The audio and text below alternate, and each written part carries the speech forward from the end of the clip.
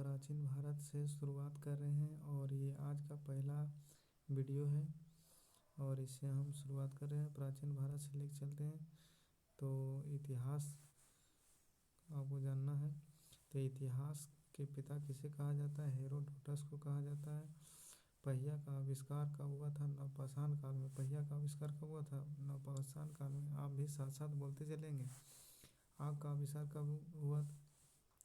पूरा पाषाण काल में। आग का आविष्कार कब हुआ? पूरा पाषाण काल में। आग का आविष्कार कब हुआ? पूरा पाषाण काल में। पशु का प्रारंभ कब हुआ? मध्य पाषाण काल में। पशु का प्रारंभ कब हुआ? मध्य पाषाण काल में। पशु का प्रारंभ मध्य पाषाण काल में। भीमबेटका प्रसिद्ध है किसके लिए? गुफा शैली चित्रों के लिए। भीमबेटका किसके लिए प्रसिद्ध है? गुफा शैली चित्रों के लिए। भीमबेटका किसके लिए प्रसिद्ध है? गुफा शैली चित्रों के लिए। विश्व का सबसे प्राचीन प्रथम शिलालेख कौन है? प्रथम अभिलेख कौन सा है? विश्व का सबसे प्राचीन प्रथम अभिलेख कौन है? बेगाज-गोई अभिलेख। एशिया का माइनर में इसको कहा जाता है ना, बेगाज-गोई अभिलेख। बेगाज-गोई अभिलेख कौन सा अभिलेख? बेगाज-गोई अभिलेख। कौन सा अभिलेख? बेगाज-गोई अभिलेख। मानव ने सर्वप्रथम प्रयोग कौन सा धातु का किया? तो तांबा का। मानव ने प्रथम किस धातु का प्रयोग किया? तांबा का। सबसे पहले पालतू बनाया कुत्ता को। सबसे पहले पालतू किसको बनाया? कुत्ता को। सिंधु सभ्यता का काल कब से कब तक है? तो 2500 ईसा पूर्व से लेकर 1750 ईसा पूर्व तक। पूछेगा सिंधु सभ्यता का काल कब से कब तक है? तो 2500 ईसा पूर्व से लेकर 1700 ईसा पूर्व तक। सिंधु घाटी की सभ्यता कैसी थी? आदि ऐतिहासिक। कैसी थी? तो आदि ऐतिहासिक। सिंधु घाटी सभ्यता की कैसी है? तो आदि ऐतिहासिक। सिंधु सभ्यता प्रसिद्ध थी कैसे? नगर नियोजन हेतु। नगर नियोजन हेतु सिंधु सभ्यता कैसे प्रसिद्ध थी? तो नगर नियोजन हेतु। सिंधु सभ्यता की लिपि कैसी थी? भाव चित्रात्मक। सिंधु सभ्यता की लिपि कैसी थी? भाव चित्रात्मक। सिंधु सभ्यता के लोगों का व्यवसाय क्या था? कृषि। बोलिए। सिंधु सभ्यता का लोगों का व्यवसाय क्या था? तो कृषि। सिंधु सभ्यता के लोगों का व्यवसाय क्या था? तो कृषि। सिंधु वासियों का मुख्य फसल कौन था? जौ और गेहूँ। सिंधु वासियों के मुख्य फसल कौन सा था? तो जौ और गेहूँ। जौ और गेहूँ। जौ और गेहूँ। सिंधु सभ्यता का पूर्वी पूरा स्थल है कौन सा?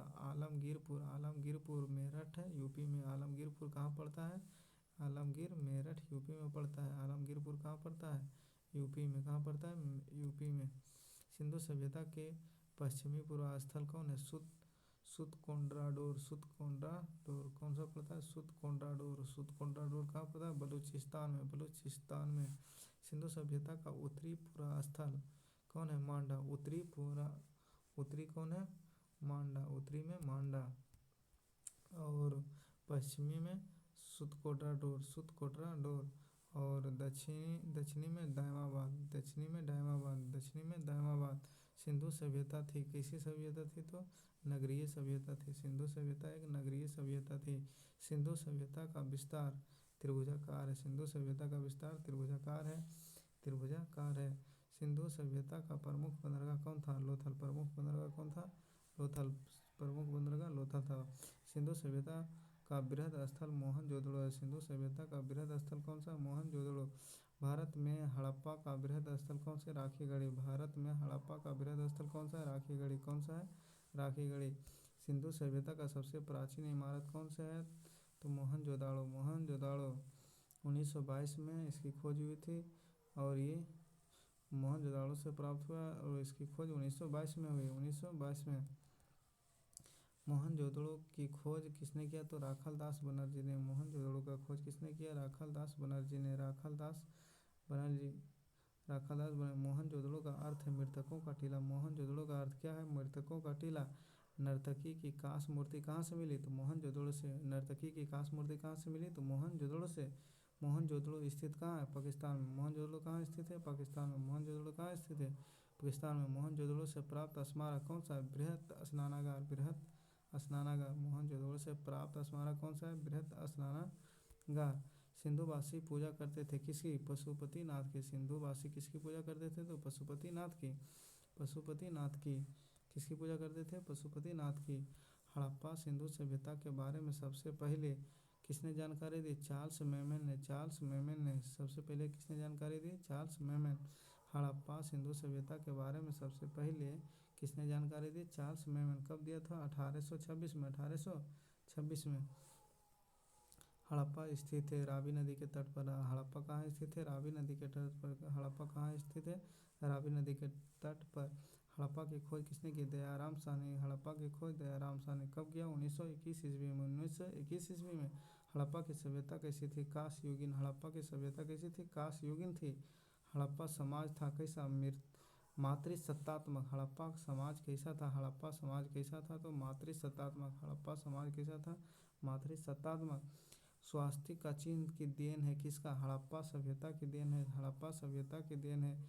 स्वास्तिक का चिन्ह किसकी देन है? हड़प्पा सभ्यता का। स्वास्तिक का चिन्ह कैसे होता है? इस तरह से, ऐसे होता है ये स्वास्तिक का चिन्ह, इसको बोलते हैं स्वास्तिक का चिन्ह।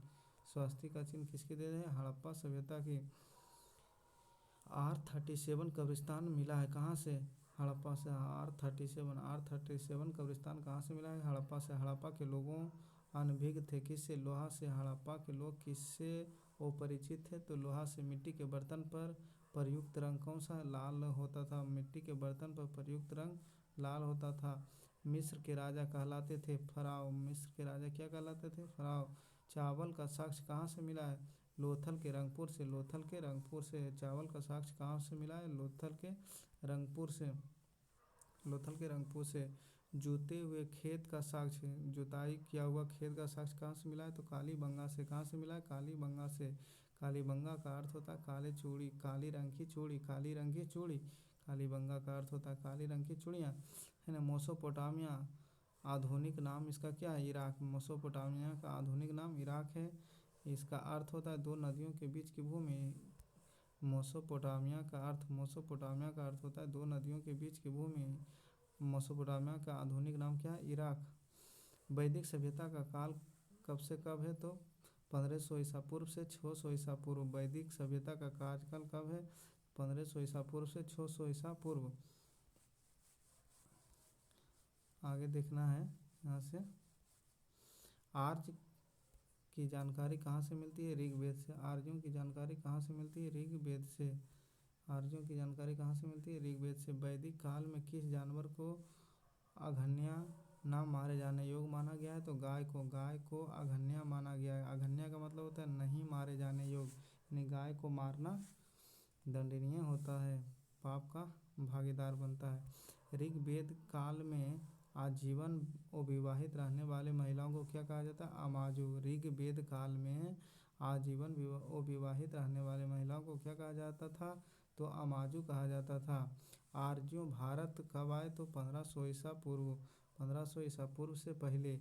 आर्यों भारत कब आए? तो 1500 ईसा पूर्व से पहले। कब आए थे? 1500 ईसा पूर्व से पहले। आर्य पहले कहाँ बसे थे? तो पंजाब एवं अफगानिस्तान के सीमा पर। पंजाब एवं अफगानिस्तान के सीमा पर। आर्यों का मूल निवास स्थान मध्य एशिया माना जाता है। आर्यों का मूल निवास स्थान कहाँ माना जाता है? मध्य एशिया। मध्य एशिया। आर्यों का मुख्य व्यवसाय पशुपालन और कृषि था। आर्यों का मुख्य व्यवसाय पशुपालन और कृषि था। आर्यों की भाषा पेय पदार्थ थी। आर्यों की भाषा संस्कृत थी। आर्यों की भाषा क्या थी? संस्कृत। और पेय पदार्थ तो सोमरस पिया करते थे। सोमरस। आर्य लोग क्या पीते थे? सोमरस, है ना। आर्यों का प्रिय पशु घोड़ा था। आर्य लोगों का जो है प्रिय पशु कौन था? घोड़ा। आर्यों का प्रिय पशु घोड़ा था। और प्रिय देवता कौन थे? तो इंद्र भगवान, इंद्र देवता, उनके प्रिय देवता इंद्र थे। आर्यों का समाज कैसा था? तो पितृ प्रधान था। पितृ प्रधान यानी पिता को प्रधान माना जाता था। पितृ प्रधान। वेदों और वेदांगों की संख्या। वेदों की संख्या कितनी है? 4। वेदों की संख्या 4 और वेदांग 6, यानी छोटका के छोटका और बड़का के बड़का। वेदांग, वेदों की संख्या 4, वेदों की संख्या 4 और वेदांग की संख्या 6। सबसे प्राचीन वेद कौन सा है? तो ऋग्वेद। सबसे प्राचीन वेद कौन है? ऋग्वेद। सबसे प्राचीन वेद ऋग्वेद। सबसे प्राचीन वेद ऋग्वेद है। ऋग्वेद के संकलनकर्ता को क्या कहा जाता है? ऋग्वेद के संकलनकर्ता को कृष्ण द्वैपायन वेद व्यास। संकलनकर्ता कौन थे? ऋग्वेद के संकलनकर्ता कौन थे? तो कृष्ण द्वैपायन वेद व्यास। ऋग्वेद ऋचाओं को पढ़ने वाले को होत्री कहा जाता है। ऋग्वेद के ऋचाओं को पढ़ने वाले को पढ़ने वाले ऋषि को क्या कहा जाता है? होत्री। क्या कहा जाता है? होत्री। ऋग्वेद के ऋचाओं को पढ़ने वाले को होत्री कहा जाता है। ऋग्वेद में सर्वाधिक बार वर्णित है सिंधु नदी। सर्वाधिक बार वर्णित है सिंधु नदी। ऋग्वेद में वर्णित सबसे पवित्र नदी कौन सी है? तो सरस्वती। सबसे पवित्र नदी सरस्वती है। सबसे पवित्र नदी कौन सी है? सरस्वती। ऋग्वेद में गंगा यमुना का उल्लेख, गंगा नदी का उल्लेख एक बार है। ऋग्वेद में गंगा का उल्लेख एक बार और यमुना का उल्लेख 3 बार।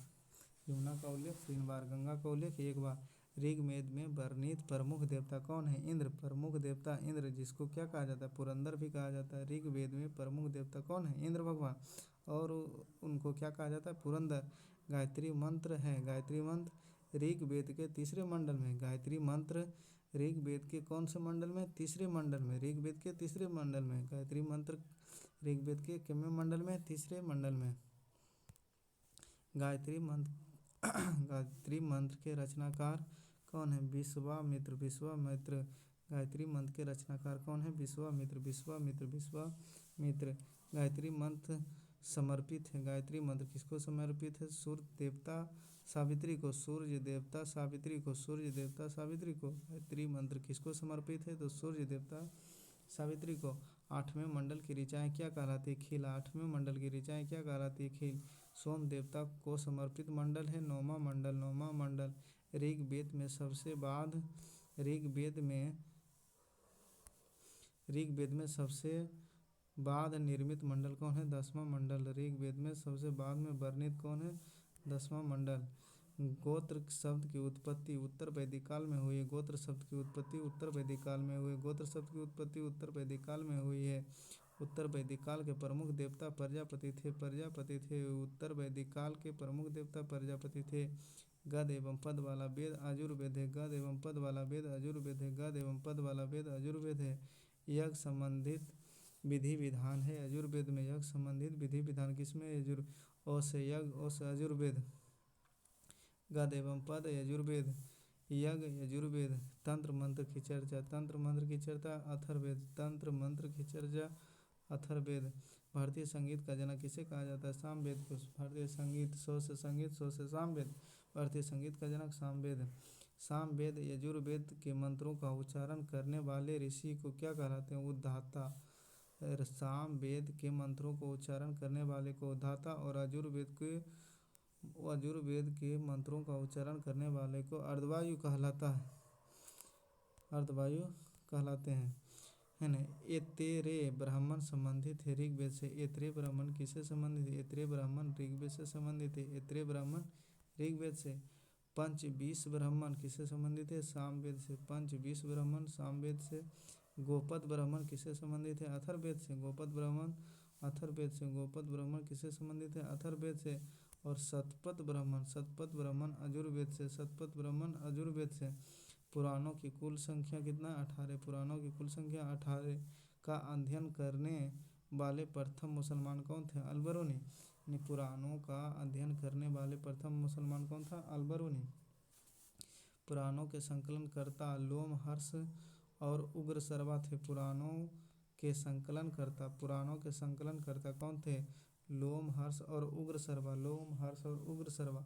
सबसे प्राचीन पुराण कौन है? मत्स्य पुराण। सबसे प्राचीन पुराण मत्स्य पुराण। मौर्य वंश की जानकारी विष्णु पुराण से मिलती है। मौर्य वंश की जानकारी किससे मिलती है? विष्णु पुराण से। सातवाहन वंश की जानकारी मत्स्य पुराण से। सातवाहन वंश की जानकारी मत्स्य पुराण से मिलती है। गुप्त वंश की जानकारी वायु पुराण से। गुप्त वंश की जानकारी वायु पुराण से। गुप्त वंश की जानकारी किससे मिलती है? वायु पुराण से। उपनिषद विषय वस्तु है। उपनिषद विषय वस्तु है दर्शन का। उपनिषद विषय वस्तु है किसका? दर्शन का। दर्शनों में सर्वाधिक प्राचीन है सांख्य दर्शन। दर्शनों में सर्वाधिक प्राचीन है सांख्य दर्शन। कौन सा दर्शन? सांख्य दर्शन। न्याय दर्शन गौतम बुद्ध से संबंधित है। सांख्य दर्शन कपिल से संबंधित है।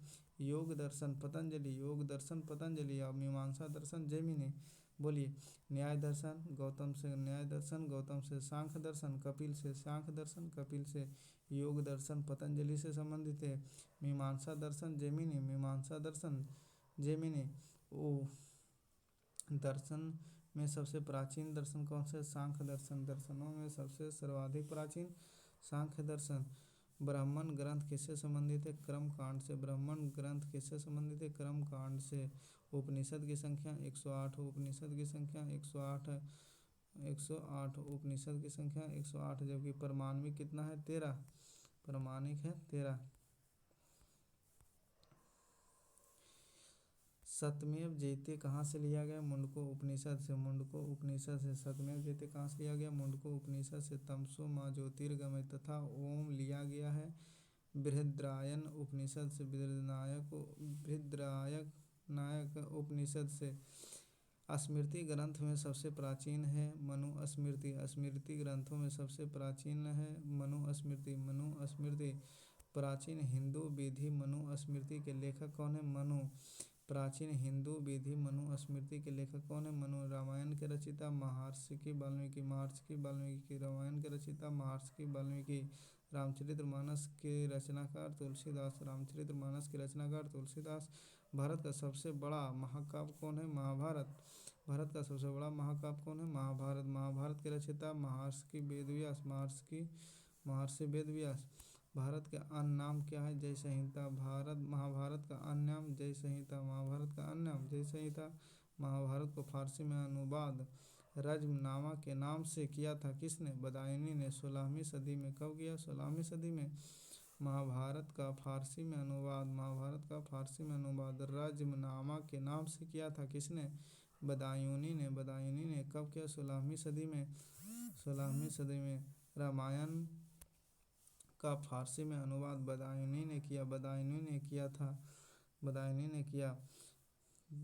किसने किया? रामायण का फारसी में अनुवाद किसने किया? बदायूनी ने। बदायूनी ने। बुद्ध के जन्म लुम्बिनी में हुआ था 563 ईस्वी में। बुद्ध जन्मे थे कहाँ? लुम्बिनी में 563 ईसा पूर्व। बुद्ध का जन्म का प्रतीक क्या है? कमल एवं सांड। कमल एवं सांड। बुद्ध की मूर्ति कुशीनगर में है 483।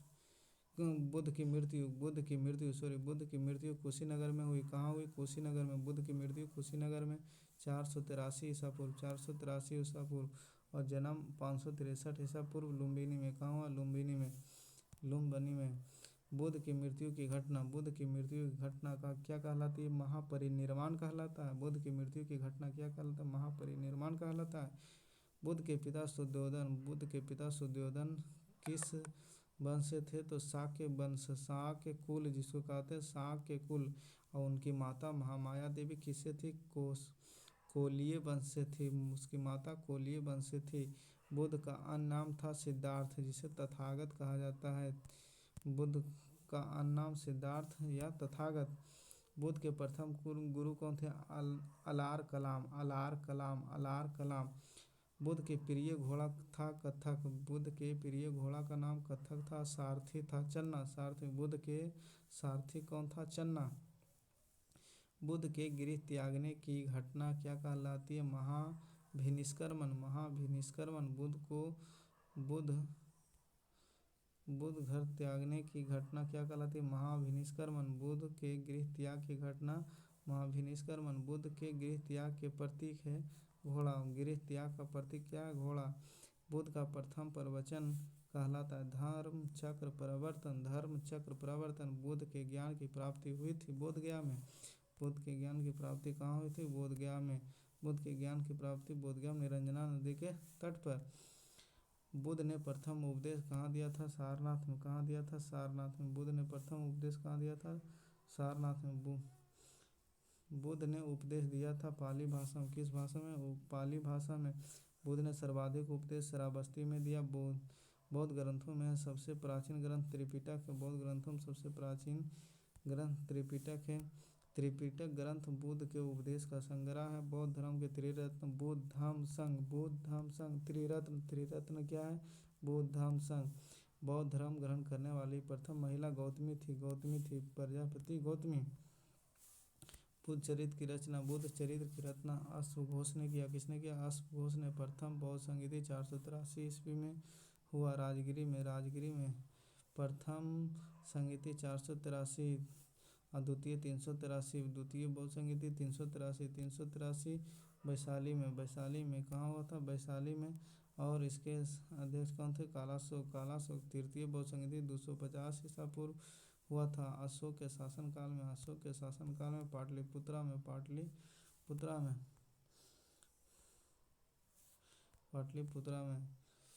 और कनिष्क के समय चौथी बौद्ध संगीति प्रथम शताब्दी में कनिष्क के समय कोंडलबन कश्मीर में हुआ था। प्रथम बौद्ध संगीति के अध्यक्ष महाकश्यप थे। द्वितीय बौद्ध संगीति के अध्यक्ष सावक मीर। तृतीय बौद्ध संगीति मौगलीपुत्र थे। चौथी बौद्ध संगीति के अध्यक्ष कौन थे? वसुमित्र। महाकश्यप, सावक मीर, मौगलीपुत्र और वसुमित्र। बुद्ध के जन्म पर आधारित कथा क्या है? जातक। बुद्ध के जन्म पर आधारित कथा कौन सा है? जातक।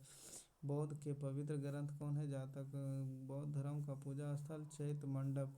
एशिया का ज्योति पुंज कहा जाता है बुद्ध को। एशिया का ज्योति पुंज किसे कहा जाता है?